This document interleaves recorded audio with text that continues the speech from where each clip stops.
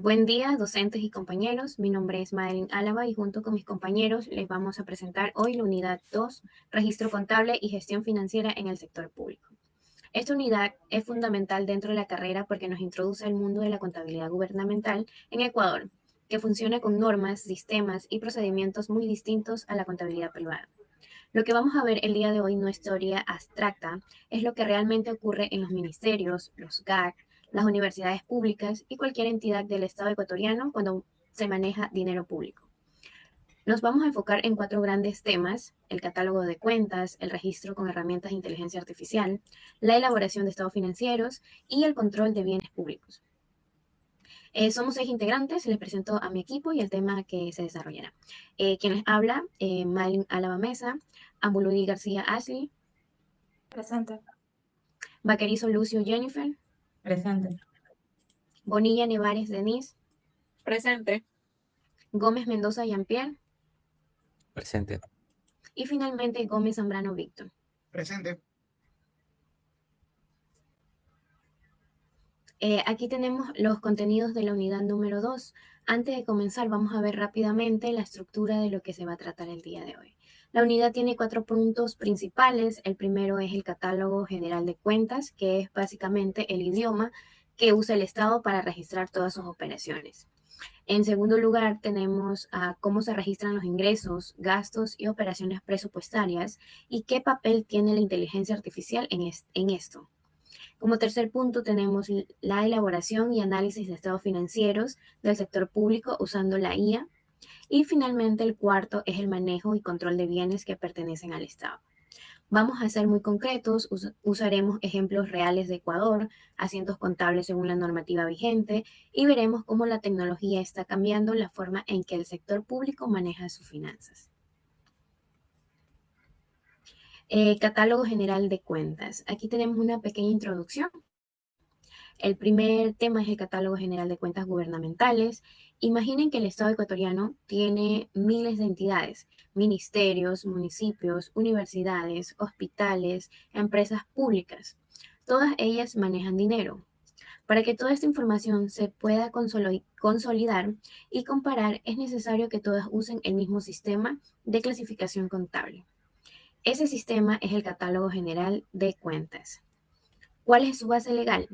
El Acuerdo Ministerial 06-2016, el Ministerio de Finanzas, es el incremento técnico que establece que el código contable corresponde a cada tipo de operación económica o financiera. Este catálogo se implementa a través del SINFIN, que es el Sistema Integrado de Gestión Financiera. Es la plataforma tecnológica donde todas las entidades del sector público no financiero registran sus transacciones de manera electrónica. Además, el catálogo está alineado a las NICS, que son las normas internacionales de contabilidad del sector público. Esto significa que el Ecuador que sigue estándares reconocidos a nivel mundial, lo que permite que sus estados financieros sean comprensibles para organismos internacionales como el FMI o el BID. En pocas palabras, el Catálogo General de Cuentas es el lenguaje contable universal del Estado ecuatoriano. Sin él, sería imposible consolidar las cuentas de más de 3.000 entidades públicas en un solo presupuesto general de Estado. Estructura y clasificación de cuentas. Ahora veamos cómo está organizado el catálogo. Tiene 6 grupos principales, cada uno está identificado con un número del 1 al 9. Grupo número 1 tenemos los activos, todo lo que el Estado posee, incluye el dinero disponible en las cuentas del Banco Central, las inversiones financieras, los bienes de larga duración como edificios y vehículos y los anticipos entregados. En el grupo número 2 tenemos los pasivos, todo lo que el Estado debe. Aquí se muestran todas las cuentas por pagar a proveedores, los depósitos recibidos en garantías y la deuda pública tanto interna como externa. En el grupo número 3 tenemos el patrimonio, que es la diferencia entre el activo y el pasivo.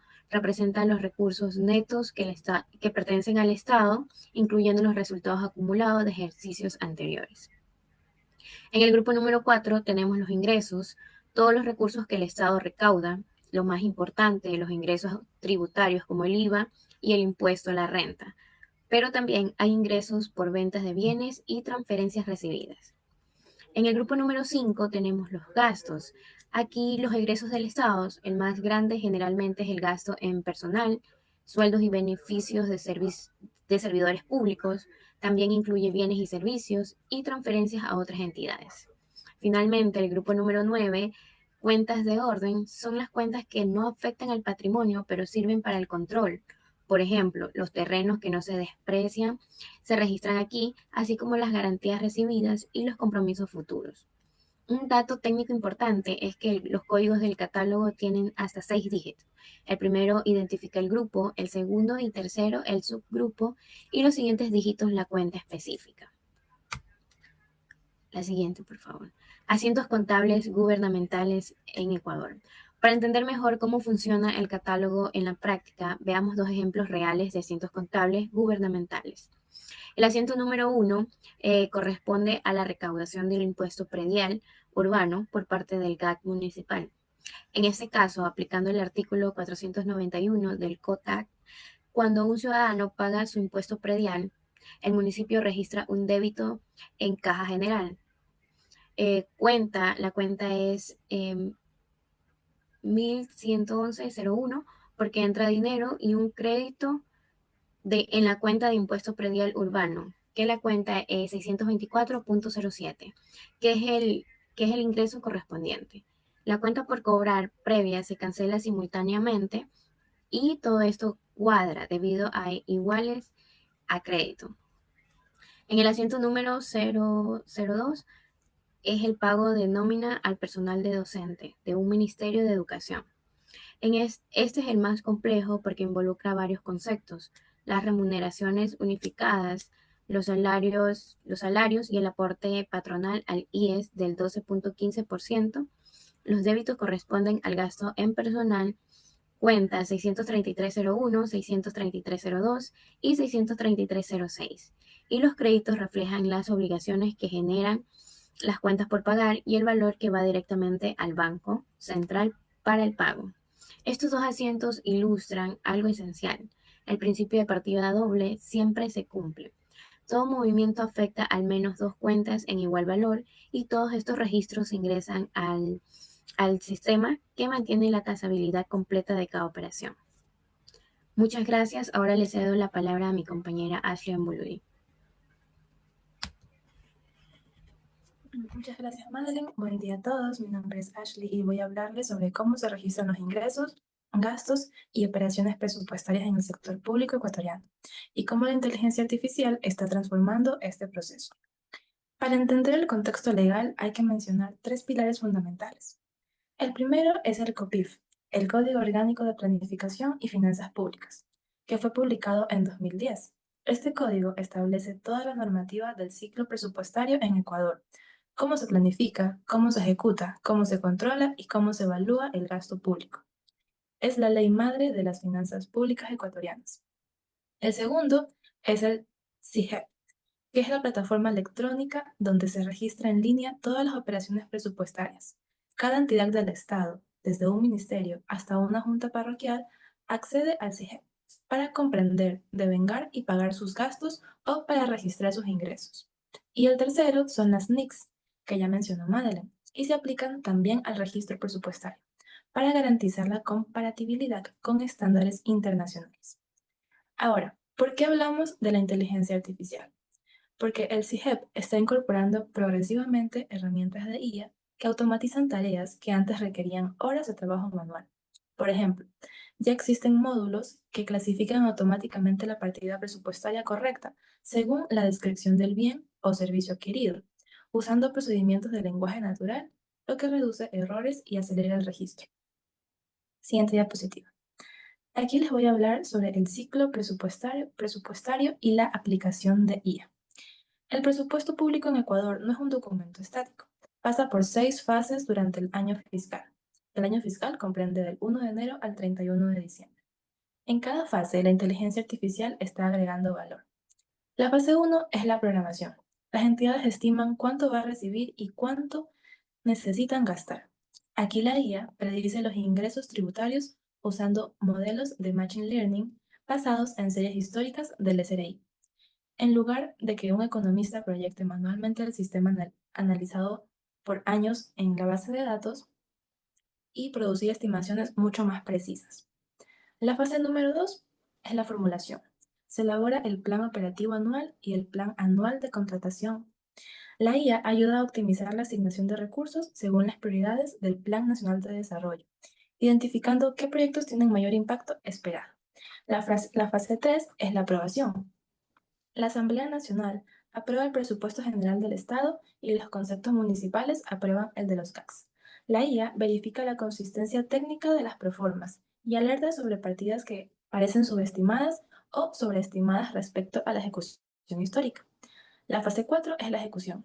Esta es la fase más intensa, ya que aquí se registran en el CIGEP los compromisos, obligaciones y pagos. La IA detecta desviaciones en tiempo real. Si una entidad lleva ejecutando solo el 10% de su presupuesto a mitad de año, el sistema genera alertas automáticas. La fase 5 es la evaluación. Se compara el presupuesto con lo ejecutado.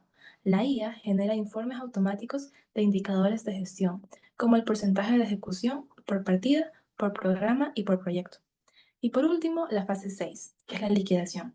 Es el cierre del ejercicio fiscal al 31 de diciembre.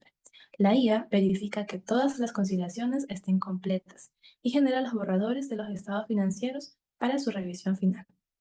Le doy la palabra a mi compañera Jennifer Vaquerizo, quien nos explicará el detalle de los registros presupuestarios con ejemplos concretos. Gracias, Ashley. Buenos días, Máster.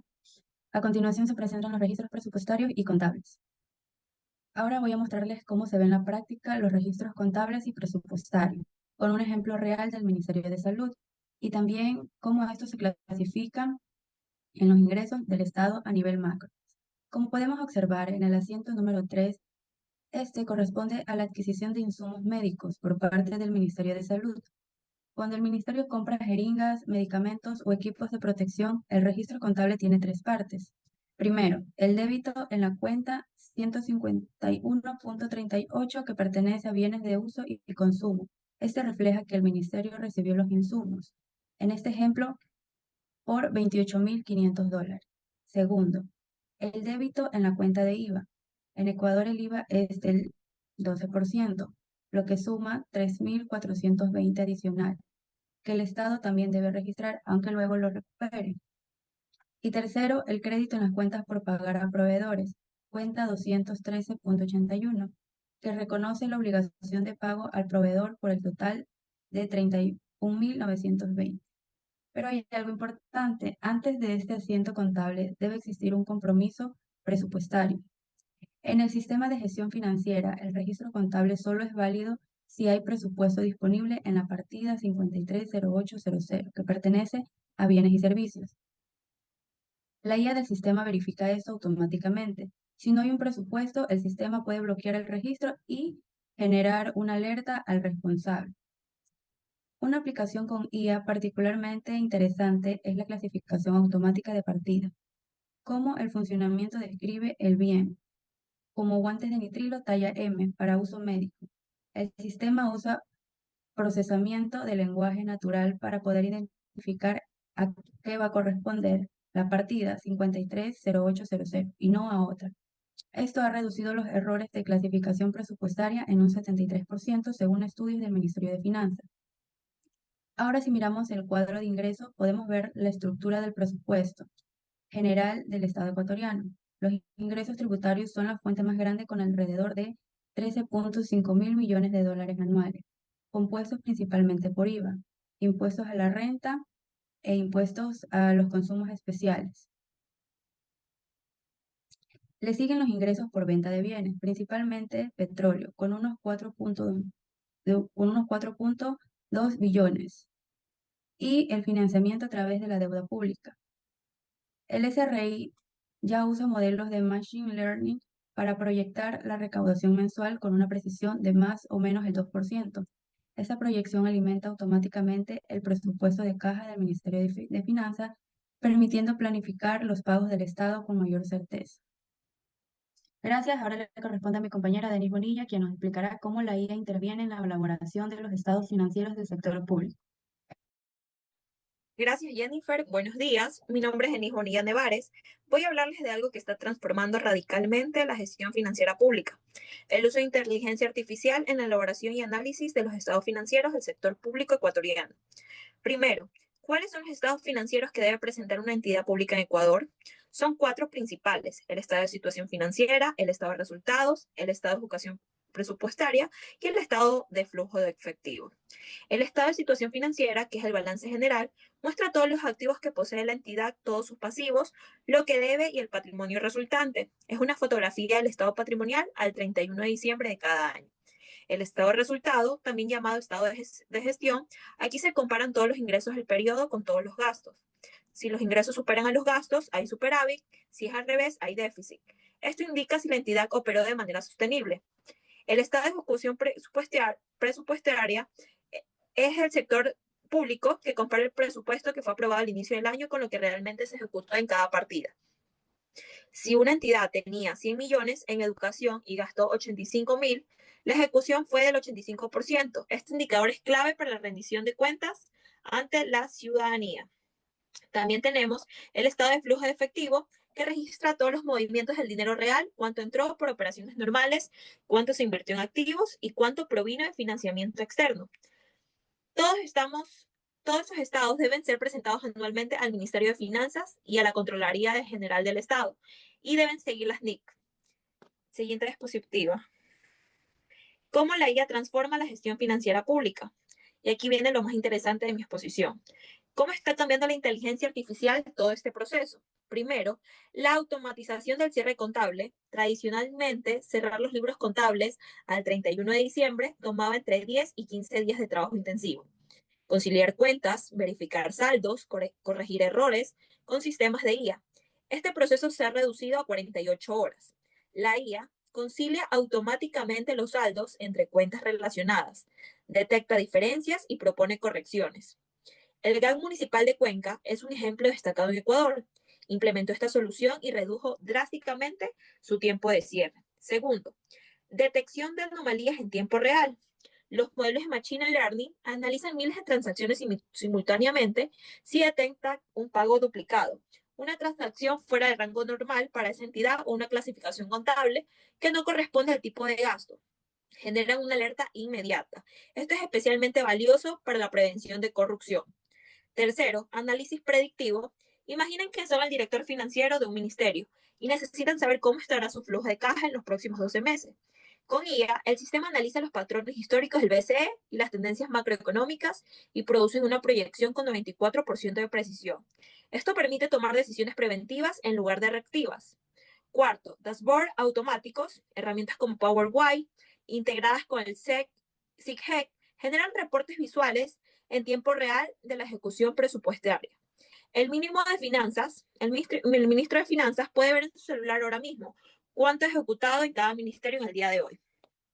Y quinto, el uso de NLP para redactar narrativas, que son los modelos de lenguaje como GPT o Claude, pueden redactar automáticamente las notas explicativas de los estados financieros.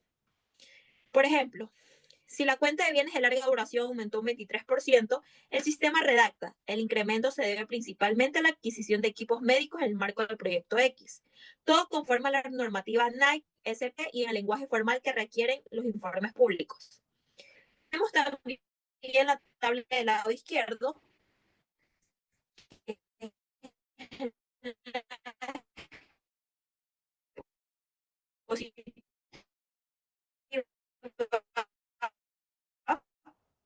pueden ver un esquema real del estado de situación total de activos, es exactamente igual a todos los pasivos, más real de la contabilidad de partida del proceso automáticamente. Gracias por su atención. Le cedo la palabra a mi compañero Jean-Pierre Gómez, quien nos hablará de manejo de los bienes públicos. Muchas gracias, Denise. Vamos con el cuarto y último tema: el manejo de bienes públicos y el control patrimonial. ¿Qué son los bienes públicos? Son todos los activos que pertenecen al Estado, sean como los edificios de los ministerios, los vehículos de Policía Nacional, las computadoras de la escuela, fiscales, el equipo médico de los hospitales del Ministerio de Salud Pública y hasta los terrenos donde se construyen obras de infraestructura. Todo eso es patrimonio del Estado y como tal debe ser registrado, controlado y protegido. Existen tres normas principales que regulan en el Ecuador. El primero tenemos el Reglamento General Sustitutivo para el manejo y administración de bienes del sector público, aprobado mediante el decreto ejecutivo, que es el reglamento operativo que define exactamente qué hacer con cada tipo de bien, cómo se adquiere, cómo se registra, cómo se asigna a un servidor público, cómo se mantiene y cuándo se da de baja. La segunda norma tenemos las normas internacionales de contabilidad del sector público, número 17, que corresponde a las propiedades, planta y equipo. Estas normas internacionales establecen los criterios para reconocer un bien como activo fijo, cómo medirlo inicialmente al costo de adquisición y cómo tratarlo contablemente a lo largo de su vida útil, incluyendo a la depreciación. La tercera norma es la Ley Orgánica del Sistema Nacional de Contratación Pública del año 2008, en la que esta ley regula cómo el Estado puede adquirir bienes y servicios mediante subastas inversas, licitación, catálogo electrónico, menor cuantía u otros procedimientos. Su cumplimiento es obligatorio y su incumplimiento puede generar responsabilidades civiles y penales. Existe también el Servicio Nacional de Contratación Pública, que es el organismo que supervisa que todas las adquisiciones se realicen conforme a la ley a través del portal de compras públicas. Bien, como ya pasó a la siguiente diapositiva, tenemos la depreciación y registros contables de bienes. Uno de los aspectos más técnicos del manejo de bienes públicos es la depreciación. ¿Qué es la depreciación?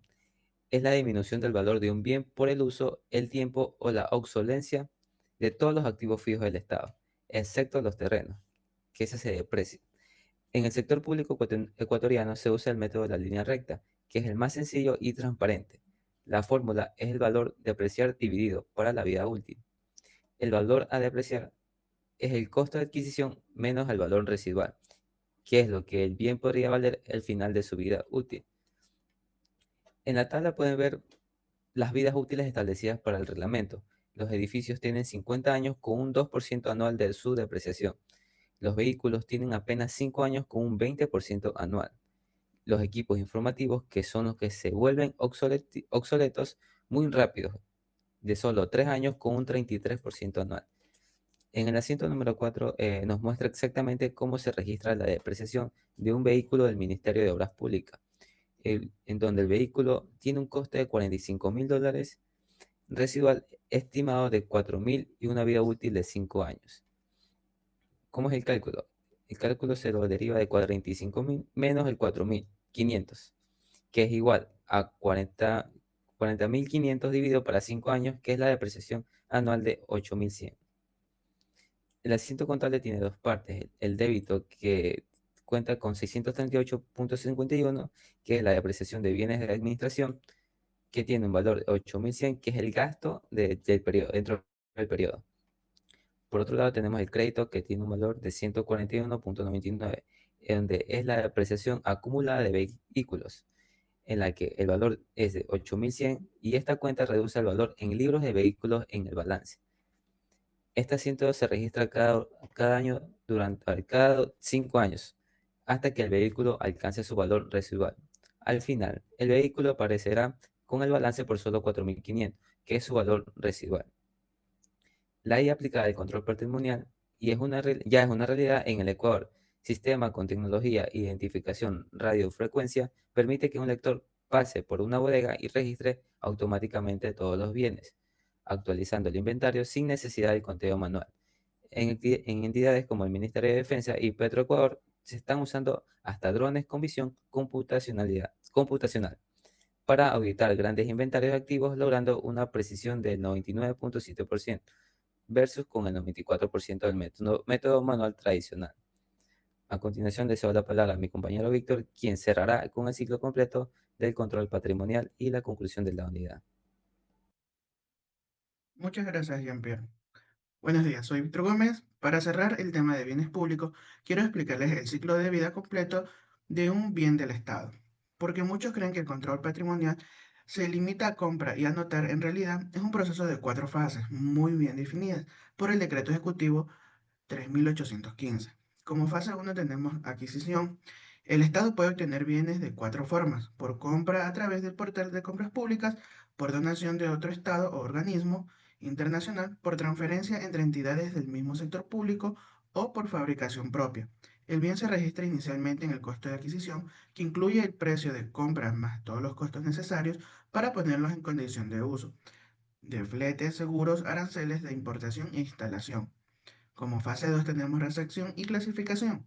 Cuando el bien llega a la entidad, el guardalmacén, el servicio responsable de inventario, verifica que cumplen las especificaciones técnicas del contrato, luego le asigna un código patrimonial único, que es como el número de cédula del bien. Este código se registra en el CIF, bien, en el bienes que permiten rastrear el bien de cualquier momento. En la fase 3 tenemos custodia y uso. El bien que se asigna a un servicio público específico que se convierte en su custodio. Esto es importante. Si el bien se daña o se pierde por negligencia del custodio, él es el responsable legal. Cada año se realiza una constancia física obligatoria donde se verifica que los bienes registrados en el sistema efectivamente existen y están en buen estado. Como fase 4 tenemos baja o traspaso. Cuando un bien ya no es útil porque se rompió, porque es obsoleto, porque fue robado o porque otra entidad lo necesita más, se inicia un proceso de baja o traspaso. Se requiere una acta motivada aprobada por la máxima autoridad de la entidad. Si se trata de una baja por absorbencia, se puede realizar mediante remate en subastas públicas. Si es una donación o otra entidad, se formalizará mediante el acta de entrega de recepción. Como tenemos aquí en la franja inferior de la diapositiva, en la parte inferior podemos ver cuatro actores claves del control patrimonial. El custodio, que usa el bien; el guardalmacén, que lleva el inventario; la Contraloría General del Estado, que realiza auditorías posterior para verificar el control; y el SERCOP, que supervisa que las adquisiciones sean legales. Tenemos las conclusiones y aportes claves. Vamos ahora con las conclusiones de toda la unidad. Primera conclusión: el Catálogo General de Cuentas es el lenguaje contable universal del Estado. Sin este catálogo sería imposible consolidar la información financiera de más de 3.000 entidades públicas en Ecuador. Gracias a él, el Ministerio de Finanzas puede ver en tiempo real cómo están las cuentas de un pequeño municipio amazónico y cómo están las del Ministerio de Salud, usando exactamente los mismos códigos y criterios. Como segunda conclusión, el SIC es la columna vertebral de la gestión financiera pública. Todo converge en el SIC, el registro contable de la ejecución presupuestaria y el control de bienes. La inteligencia artificial potencia este sistema, haciéndolo más rápido, más preciso y más proactivo en la detección de irregularidades. Tercera conclusión: la IA es un transformador del sector público ecuatoriano. Ya no es una tecnología del futuro. El SRI la usa para predecir recaudación. En el Ministerio de Finanzas la usa para analizar la ejecución. Los GACs más avanzados la usan para generar sus estados financieros. El desafío ahora es capacitar a los servidores públicos para aprovechar estas herramientas correctamente. Como cuarta conclusión, el control patrimonial es una responsabilidad legal y ética. Los bienes públicos no pertenecen al Estado, en abstracto pertenecen a los ecuatorianos. Por eso, cada servidor público que custodia un bien, desde un computador hasta un edificio, tiene una responsabilidad personal. La Contraloría General del Estado audita periódicamente y el incumplimiento puede generar responsabilidades civiles, administrativas e incluso penales. Como siguiente diapositiva tenemos, y a la vez concluimos la exposición,